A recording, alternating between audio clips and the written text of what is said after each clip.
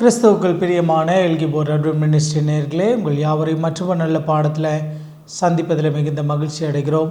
இந்த காலாண்டு முழுவதும் பிலிப்பியர் மற்றும் கொலேசியர் புஸ்தகங்களிலிருந்து பரலோகத்தையும் பூமியையும் எவ்விதமாய் கர்த்தராகிய இயேசு கிறிஸ்துவானவர் இணைக்கிறார், அவருடைய அன்பு இணைக்கிறது என்பதை குறித்து பவுலாருடைய ஊழியங்களிலிருந்து, பவுலாருடைய வார்த்தைகளிலிருந்து நிறைய காரியங்களை கற்றுக்கொண்டு வருகிறோம். கடந்த வாரம் மரணத்தை குறித்து பவுலாருடைய புரிந்து கொள்ளுதலையும், இன்னுமாய் சாவு எனக்கு ஆதாயம் என்று சொல்லி மரணத்தை குறித்ததான பயமில்லை, ஆண்டவருக்காக சத்தியத்திற்காக நான் நிற்பேன் என்பதனுடைய ஒரு சாட்சியை கடந்த வார பாடத்தில் படித்தோம். இந்த வார பாடம் 4வது பாடம், தாழ்மையினால் ஒற்றுமை என்ற தலைப்பின் கீழாய் நம்ம படிக்க இருக்கிறோம். பாடத்துக்குள்ளாய் கடந்து செல்வதற்கு முன்பாக தலைகளை தாழ்த்தி ஜெபம் செய்வோம்.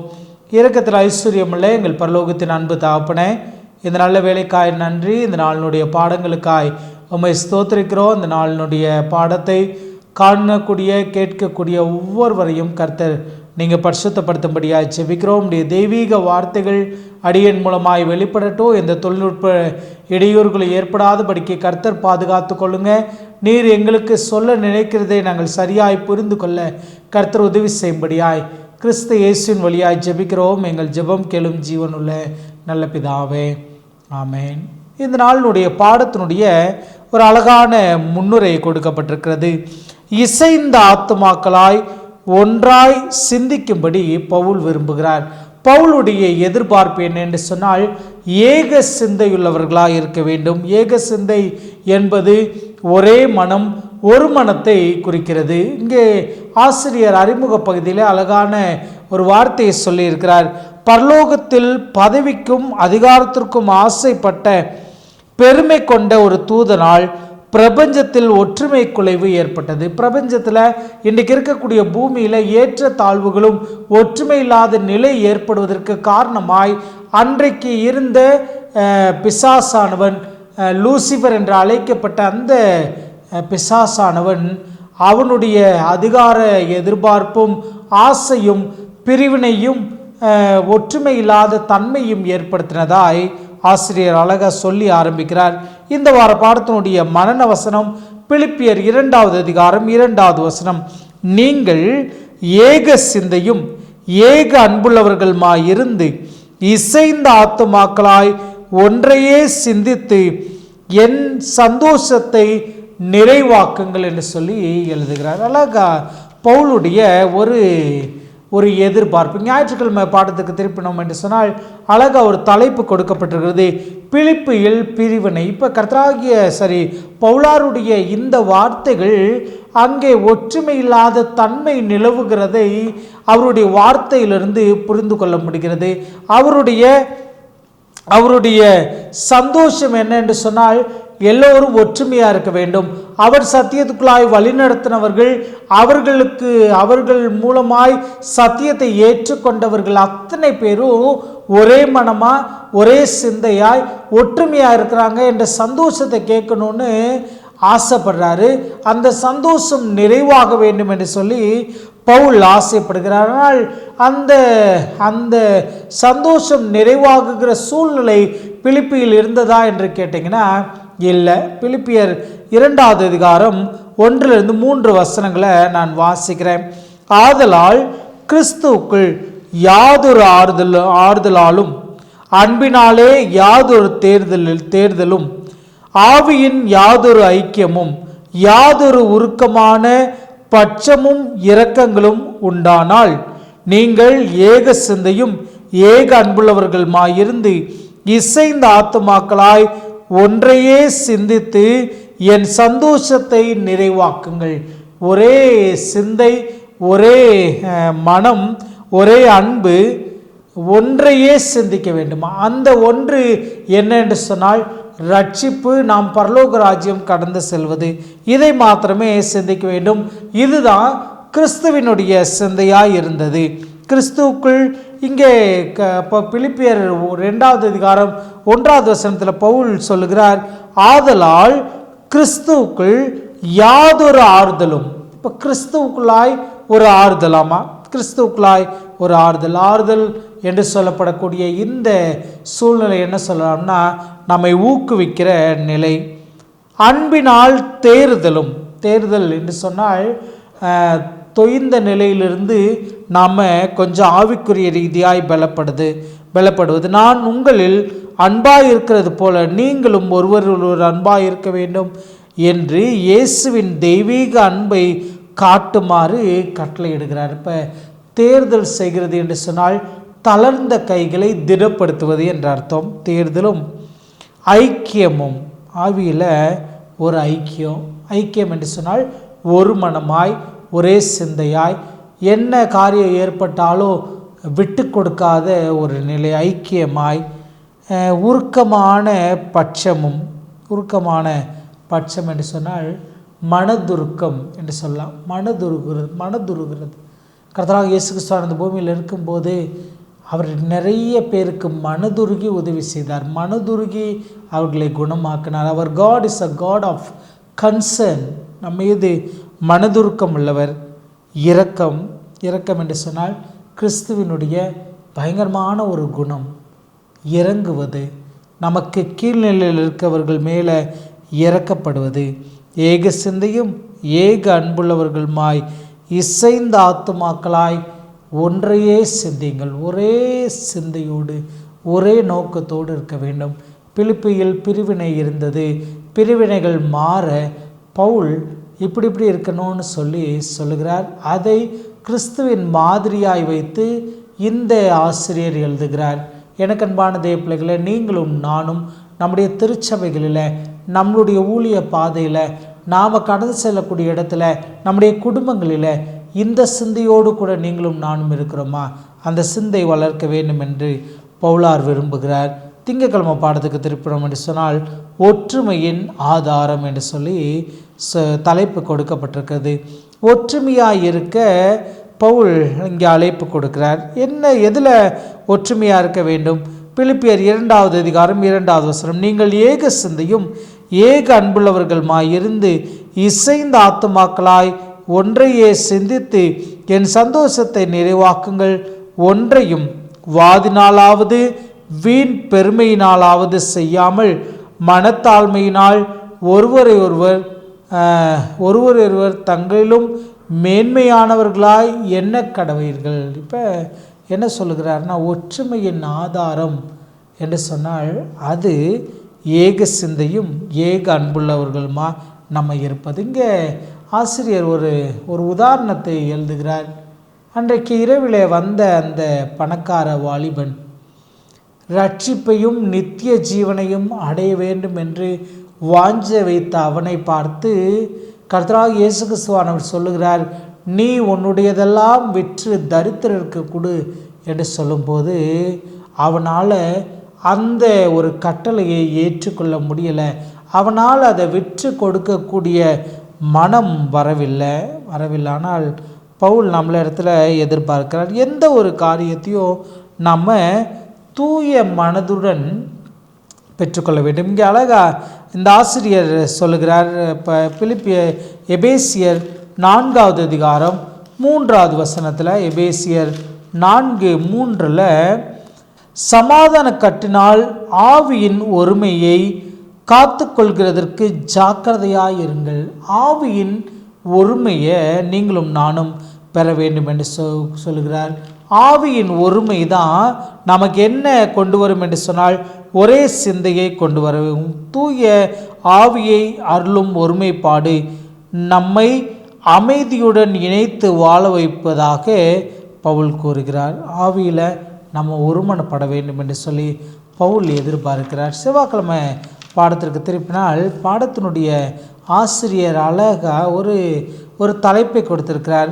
மூளையில் பாதிப்பதா அறுவை சிகிச்சையா என்று சொல்லி ஒரு கேள்வி ஒன்று வைக்கப்பட்டிருக்கிறது. சரி, இதை புரிந்து கொள்வதற்காக ஒரு சின்ன உதாரணம் ஒன்று சொல்லப்பட்டிருக்குது. உதாரணம் என்ன என்று சொன்னால், இன்றைக்கு இருக்கக்கூடிய கணினி உலகம் நம்முடைய மூளையோடு கூட தொடர்பு கொண்டு அந்த மூளையினுடைய செயல்பாடுகளை கட்டுப்படுத்த ஒரு கருவியை உண்டாக்க முடியுமா? அதை இன்னும் தெளிவான டெக்னாலஜிக்கல் டேர்மில் சொல்ல வேண்டும் என்று சொன்னால், மூளைக்கு பதிலாய் ஒரு சிப்பை கண்டுபிடித்து விட முடியுமா?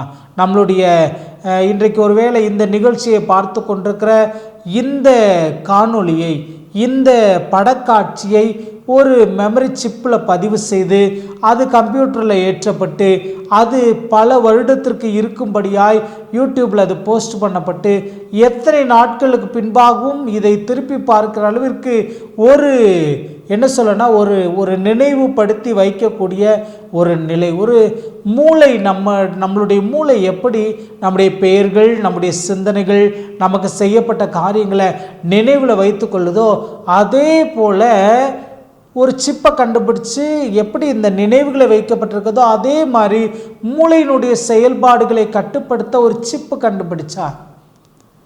சில நோய்கள், பார்க்கின்சன் போன்ற நோய்கள், கால் வலிமை, இல்லை பிரெயினில் ஸ்ட்ரோக் ஏற்பட்டு, இல்லை வாய் பேச முடியாமல் இருக்கிறவங்க, காது கேட்க முடியாமல் இருக்கிறவங்க, மூளையோடு கூட இசைப்படுத்த முடியாமல் மன வளர்ச்சி குன்றின நிலைமையில் இருக்கிறவர்களை சரிப்படுத்த முடியும் என்று சொல்லி எதிர்பார்க்கிறது. ஆனால் ஒருவேளை இதை ஆவிக்குரிய சிந்தனையில் சொல்ல வேண்டும் என்று சொன்னால் இதை கண்டுபிடிச்சாங்களா அப்படின்னா இல்லை. ஆனால் மெஸ்மரிசம் செய்ய பலர் எதிர்பார்க்கிறாங்க. இப்போ மெஸ்மரிசம் அல்ல, நாம் ஏக சிந்தையுள்ளவர்களாய் இருக்க வேண்டும், அதுலேயும் கிறிஸ்துவின் சிந்தையே உங்களிலும் இருக்க கடவுது என்று சொல்லி எழுதுகிறார். பிலிப்பியர் 2வது அதிகாரம் 5வது வசனம், கிறிஸ்து இயேசுவில் இருந்த சிந்தையே உங்களிலும் இருக்க கடவுது. அப்போ கிறிஸ்து இயேசுவிடம் இருந்த சிந்தை நம்மளிடத்தில் இருக்கணுமா? சரி, கிறிஸ்து இயேசுவிடம் என்ன சிந்தை இருந்தது? பவுல் புரிந்து இந்த காரியத்தை எழுதுகிறார். ஒருவேளை தன்னை மறுதலித்தவனுக்கு கிறிஸ்துவின் சிந்தை என்னவா இருந்தது என்று சொன்னால் அவனுக்கு மறுவாய்ப்பு அருள வேண்டும். ஒருவேளை அவரை கைது செய்ய வந்தவனுடைய காதுகள் யார் மூலமாவது வெட்டப்பட்டால் கிறிஸ்துவின் சிந்தை அந்த காதை ஒட்டி குணமாக்கி கொடுக்க, ஒருவேளை யாராவது அவரை அழைத்து கொண்டு போய் அவரை கடிந்து கொண்டால் அவருக்கு புத்தி சொல்லி அவரை சரியான விதத்தில் வழிநடத்த கூடிய சிந்தை கிறிஸ்துவின் சிந்தை. அவரை ஒருவேளை கல்லெறிய வந்தால் கூட, அவரை அடிக்க வந்தால் கூட, அவரை குற்றம் பிடிக்க வந்தால் கூட அவங்களுக்கு தெளிவான பதில்களை சொல்லி அவங்களுக்கு புரிய வைத்து ரட்சிப்பின் திட்டத்துக்கு நேராய் அவர்களை வழிநடத்தக்கூடிய சிந்தை. எனக்கு அன்பான தேவ பிள்ளைகளே, உங்களுக்கும் எனக்கும் அப்படிப்பட்ட சிந்தை இருக்க வேண்டும் என்று சொல்லி எழுதுகிறார். இப்போ இந்த சிந்தை வருவதற்கு எது உதவியாக இருக்கும் என்று சொல்லி எபிரேயர் 4வது அதிகாரம் 12வது வசனம் சொல்லுகிறது. எபிரேயர் 4:12, தேவனுடைய வார்த்தையானது ஜீவனும் வல்லமை உள்ளதாயும் இருபுறமும் கருக்குள்ள எந்த பட்டயத்திலும் கருக்கானதாயும் ஆத்மாவையும் ஆவியையும் கணுக்களையும் ஊனையும் பிரிக்கத்தக்கதாக உருவ குத்துகிறதாயும் இருதயத்தின் நினைவுகளையும் யோசனைகளையும் வகையறுக்கிறதாயும் இருக்கிறது. இப்போ கடைசி பகுதி தான் பவுல் நம்மளிடத்துல எதிர்பார்க்கிறார். கிறிஸ்துவின் சிந்தை என்னிடத்துல இருக்கிறதற்கு தேவ வசனம் ஒன்று ஆதாரமாக இருக்கிறது. தேவ வசனம் இருந்தால் என் இருதயத்தின் நினைவுகளையும் யோசனையும் வகையறுக்குமா? இப்போ கிறிஸ்துவின் சிந்தை எனக்குள்ள வருவதற்கு அவருடைய வார்த்தை என்னை வகையறுக்க வேண்டும். அது கணுவையும் ஊனையும் பிரிக்கத்தக்கதாய் எந்த பட்டயத்திலும் கருக்குள்ள பட்டயமா எனக்கு சரியானதை காட்ட வேண்டும். இப்போ இதை கொண்டு மூளையில் பதிப்பதா இல்லை அறுவை சிகிச்சை செய்வதா என்பது நம்மளுடைய கரங்களில் கொடுக்கப்பட்டிருக்குது. இந்த என்ன சொல்லனா கருக்குள்ள பட்டயத்தை வைத்து அறுவை சிகிச்சை செய்யப்பட வேண்டிய இடம் அறுவை சிகிச்சை செய்யப்பட வேண்டும். மூளையில் பதிய வைக்கப்படுவதை ஏக சிந்தையாய் மூளையில் பதிய வைக்க வேண்டும். இது இரண்டுமே ஒன்று சேர நடைபெற வேண்டும். புதன்கிழமை பாடம்.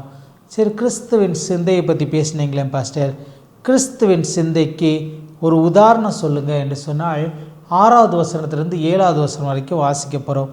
அவர் தேவனுடைய ரூபமாக இருந்தும் தேவனுக்கு சமமாய் இருப்பதை கொள்ளையாடின பொருளாய் எண்ணாமல் தம்மை தாமே வெறுமையாக்கி அடிமையின் ரூபம் எடுத்து மனுஷர் சாயலானார். இப்போ அழகா பவுல் இதை சொல்லிவிட்டு கிறிஸ்துவின் சிந்தை எனக்குள்ளே இருக்கணும்.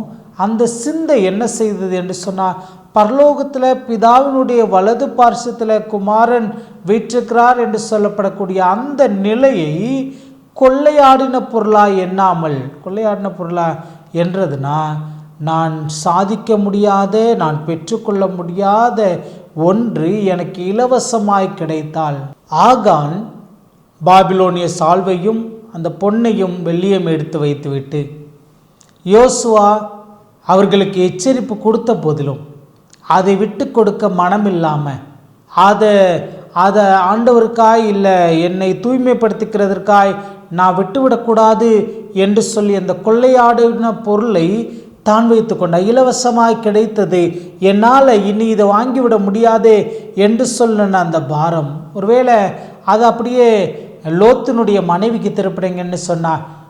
ஜீவன் தப்ப ஓடிக்கொண்டிருக்கிற அந்த சூழ்நிலையிலும் கூட திரும்பி பார்க்காதன்னு தேவதூதர்கள் சொல்லி இருந்த போதிலும் கூட திரும்பி பார்த்து உப்பு தூணாகிற அந்த காட்சி, பரலோகத்தின் ஆண்டவர் இந்த பூமியில் வருவதை, ரட்சிப்பின் திட்டத்தை ஏற்றுக்கொள்வதை, அவர் இங்கே வந்து பாடுபட போவதை, இங்கே மனிதர்களுடைய கரங்களில் பிடிக்கப்பட போடுவதை கொள்ளையாடின பொருளாய் எண்ணாமல் தம்மை தாமே வெறுமையாக்கி அடிமையின் ரூபம் எடுத்து மனுஷர் சாயலானார். சரி, அடிமையின் ரூபத்தை புரிய வைக்கிறதற்காக இதை சொல்லுகிறேன். நான் பலமுறை எங்கு கடந்து சென்றாலும் இதை சொல்லுவது அடியனுடைய வழக்கம். அடிமையின் ரூபம் பவுலார் புரிந்து ரொம்ப அழகாக எழுதுகிறார். அதை நமக்கும் புரிய வைக்கிறார். ஒரு அடிமை இருந்தான் என்று சொன்னால் அவருக்கு 6 வருடம் அவன் அடிமையாய் வேலை செய்ய வேண்டும். 7வது வருடம் அவனுக்கு விடுதலை. 7வது வருஷம் அவன் விடுதலையாய் கடந்து போக வேண்டும். இல்லை 7வது வருஷம் அவன் விடுதலையாய் கடந்து போக மனதில்லாமல் அந்த குடும்பத்திற்கே நான் அடிமையாய் இருக்கிறேன் என்று சொல்லி ஒப்புக்கொண்டால் அவனை மூப்பர்களுக்கு முன்பாக கூடி வர செய்து மூப்பர்களுடைய முன்னிலையில் அவனை ஒரு நிலை ஓரமாய் கொண்டு போய், கதவு ஓரமாய் கொண்டு போய் அவனுடைய காதுகளில் ஒரு ஓட்டை போட்டு விடுவாங்க. காதில் ஓட்டை போடப்பட்ட அந்த நபர் ஒரு இடத்துல அடிமையானவர் என்று சொல்லி அர்த்தம். அவருடைய காலமெல்லாம் அவர் அடிமையாக இருக்கிறார் என்று அர்த்தம். இதை புரிஞ்சுக்கிற நிலைமைக்கு நான் சொல்லுகிறேன். ஒருவேளை அடிமை சந்தைகள், அந்த காலங்களில் அடிமை சந்தைகள் இருந்தது. அங்கே அடிமைகள் கூடியிருப்பாங்க. யாரை வேணாலும் அங்கே போய் அடிமையாய் வாங்கி கொண்டு வரலாம். அடிமை சந்தைக்கு நீங்கள் கடந்து போனீங்கன்னா காது ஓட்டை போடப்பட்ட எந்த அடிமையும் இருக்க மாட்டாங்க. ஏன்னா காது ஓட்டை போடப்பட்டால் அந்த ஏதோ ஒரு குடும்பத்திற்கு, ஏதோ ஒரு இடத்திற்கு அவன் முழுமையாய் தன்னுடைய வாழ்நாள் முழுவதும் அடிமையாக இருக்க வேண்டும் என்று சொல்லி அர்த்தம். இப்போ பரலோகத்தில் ஆண்டவர் ஜீவ விருட்சம் இருக்குதான். பரலோகத்தில் 12 மாதமும் கனி தரக்கூடிய அந்த விருட்சம் இருக்கிறது. அந்த விருட்சத்தினுடைய இலைகள் நம்மளுடைய ஆரோக்கியத்திற்காய், நம்மளுடைய சுகவீனங்களெல்லாம் நீக்குகிறதா இருக்கிறது. பரலோகம் பூரணமானதாக இருக்கிறது. அங்கே ஒரு குறை இல்லை. ஒருவேளை இந்த பூமியில் ஆக்சிடெண்ட்டில் உடம்புல ஓட்ட விழுந்தவங்க, இல்லை ஆக்சிடெண்ட்டில் உடம்பினுடைய அங்கங்கள் போனவங்க, இல்லை அங்கவீனமாய் பிறந்தவர்கள், குருடரா செவிடரா என்ன அங்கவீனம் இருந்தாலும் பரலோக ராஜ்யத்துக்கு கடந்து போனோம் என்று சொன்னால் முழுமையாய் பூரணப்பட்டவர்களாய் மாறிவிடுவோம். ஆனால் பரலோக தேவன் உங்களுக்காய் எனக்காய் பட்ட அந்த காயங்கள் இருந்து கொண்டே இருக்கிறது. இதை புரிந்து கொள்ள தோமாவும் நமக்கு ரொம்ப உதவியாக இருக்கிறார். இயேசு கிறிஸ்து உயிர்த்தெழுந்த அந்த சூழ்நிலையில் மரியாள் ஓடி போய் அவருடைய பாதத்தில் ரபூனி என்று சொல்லி விழுகிறாங்க. ரபூனி என்று அவருடைய பாதத்தில் விழுகும்போது, என்னை தொடாதே, நான் இன்னும் பிதாவின் இடத்துல போகலன்னு சொல்கிறாரு. பிதாவின் இடத்துல போயிட்டு திரும்பி வந்து அநேகருக்கு தரிசனமாகிறாரு. தரிசனமானவர்கள் எல்லாம் இயேசு கிறிஸ்துவை பார்த்த காட்சியை மேல் வீட்டில் கூடியிருந்து ஒருவரோடு ஒருவர் பகிர்ந்து கொள்ளும்போது தோமா சொல்லுகிறார், இல்லை அவருடைய காயங்களில் நான் கை போட்டால் ஒழிய நான் விசுவாசிக்க மாட்டேன் அப்படின்னு சொல்கிறாரு. அதை டவுட்டிங் தாமஸ் என்று சொல்லுவோம். ஆனால் புரிந்துக்கிறதற்காக இதை எடுத்துக்கிடுவோம். இப்போ கர்த்தராகிய இயேசு கிறிஸ்துவானவர் தரிசனமாகிறார். தோமாவை பார்த்து சொல்கிறாரு, என் காயங்களில் கை போடு. இப்போ இப்படியே இவரை கொண்டு போய் நம்ம இன்னொரு காட்சியில் வைக்க போகிறோம். பரலோகத்துக்கு போனாரே, அங்கே இருந்த அந்த விருட்சம் அவருடைய சரீரத்தில் இருந்த அந்த குறையை நிறைவாக்குச்சா அப்படின்னு கேட்டிங்கன்னா நிறைவாக்கலை. அந்த ஓட்டை இருந்து கொண்டே இருக்கிறது. அவர் பரலோக ராஜ்யத்துக்கு போயிட்டு பிதாவை பார்த்துட்டு திரும்பி வந்த பெண்பும் அதே ஓட்டை இருக்குது என்று சொன்னால், கர்த்தராகிய ஆண்டவர் அடிமையின் ரூபம் எடுத்தார். ஓட்டை இருக்கக்கூடியது நித்தியமாக அடிமையாக இருக்கிறதுன்னு அர்த்தம். அவர் அடிமையின் ரூபம் எடுத்து மனுஷர் சாயலானார் என்பதை புரிஞ்சுக்கிறதற்காய் ஒரு வசனத்தை இப்போ நம்ம வாசிக்க போகிறோம். 1 தீமோத்தேயு 3வது அதிகாரம் 16வது வசனத்தை நம்ம வாசித்தோம் என்று சொன்னால், அன்றியும் தெய்வ பக்திக்குரிய இரகசியமானது யாவரும் ஒப்புக்கொள்ளுகிறபடி மகா மேன்மையுள்ளது.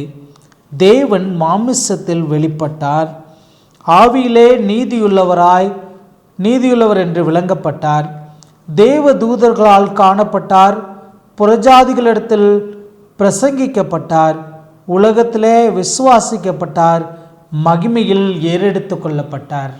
இந்த வசனம் நீங்கள் பலமுறை வாசித்திருக்கலாம். நான் சொல்லுகிற இந்த சிந்தையில் நீங்கள் வாசிக்க வேண்டும் என்று சொல்லி உங்களை அன்பாய் கேட்டுக்கொள்கிறேன். அன்றியும் தெய்வ பக்திக்குரிய இரகசியமானது யாவரும் ஒப்புக்கொள்ளுகிறபடி மகா மேன்மையுள்ளது. அந்த ரகசியம் மகா மேன்மையானது. அது புரிய கொஞ்சம் கஷ்டம்தான், ஆனால் புரிந்து கொண்டால் பயங்கரமாக இருக்கும். அவர் தேவன் மாமிசத்தில் வெளிப்பட்டார் என்று சொல்கிற இந்த வார்த்தையை ஒருவேளை அப்படியே கொண்டு போய் நீங்கள் வச்சிங்கன்னு சொன்னால், அவர் இந்த பூமியில் பிறக்கும் போது ஒருவேளை 33.5 ஆண்டு காலம் இந்த பூமியில் இருந்தார். அந்த 33.5 வருஷத்தில் அவர் என்ன வளர்ச்சியோடு, என்ன உயரத்தோடு, என்ன சதையோடு இருந்தாரோ அதே நிலையில் தான் நம்ம என்ன செய்ய போகிறோம்னா பரலோக ராஜ்யத்தில் பார்க்க போகிறோம்.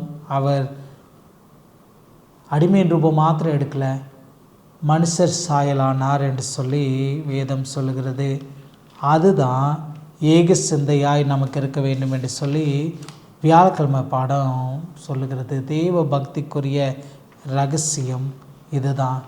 நமக்கு அவர் தூதர்களால் காணப்பட்டார், ஆவியிலே நீதியுள்ளவர் என்று விசுவாசிக்கப்பட்டு விளங்கப்பட்டார், தேவ தூதர்களால் காணப்பட்டார், பிரஜாதிகளிடத்தில் பிரசங்கிக்கப்பட்டார், உலகத்தில் விசுவாசிக்கப்பட்டார், மகிமையில் ஏறெடுத்துக்கு உள்ளப்பட்டார். அந்த இயேசுவினுடைய சிந்தையே அவர் இதெல்லாம் கொள்ளையாடின பொருளாக எண்ணாமல் தம்மை வெறுமையாக்கி அடிமையின் ரூபம் எடுத்தாரே, நாமும் ஆண்டவருக்காய் எதை இழக்க தயாராக இருக்கிறோம்? ஒருவேளை அந்த பணக்கார வாலிபனை போல உன் ஆஸ்தியெல்லாம் விற்று தரித்திரருக்கு கொடு என்ற கட்டளை ஒருவேளை நமக்கு கடந்து வரும் என்று சொன்னால், ஆண்டவருக்காக இதை தூக்கி போடு, பின்னால் திரும்பி பார்க்காத என்று சொன்னால், ஒருவேளை உன்னிடத்தில் இருக்கக்கூடிய பாபிலோனிய சால்வை போல இருக்கக்கூடிய மிக உயரிய வஸ்திரம் உன்னிடத்தில் இருக்குதுன்னா அதை ஆண்டவருக்காக தூக்கி போடுவியா என்று கேட்கக்கூடிய கேள்வி நமக்கு முன்பாக இருக்கிறது.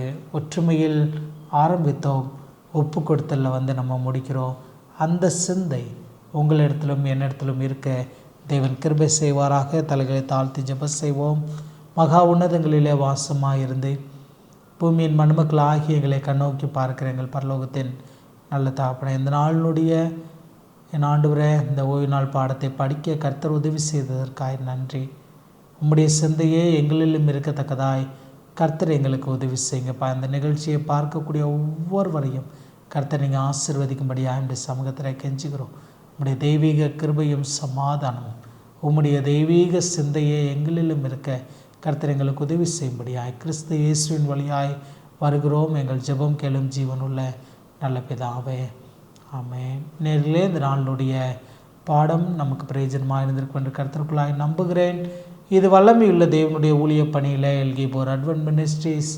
தொடர்ந்து எங்களோடு கூட இணைந்திருங்கள். உங்கள் நண்பர்களோடு உங்களுடைய உறவுகளோடு கூட இதை பகிர்ந்து கொள்ளுங்கள். ஒருவேளை கேள்விகள் சந்தேகங்கள் இருந்தது என்று சொன்னால் கமெண்ட் செக்ஷனில் தெரியப்படுத்துங்கள். தெய்வன் தாமே உங்களை என்னையும் ஆசீர்வதிப்பாராக. ஆமென்.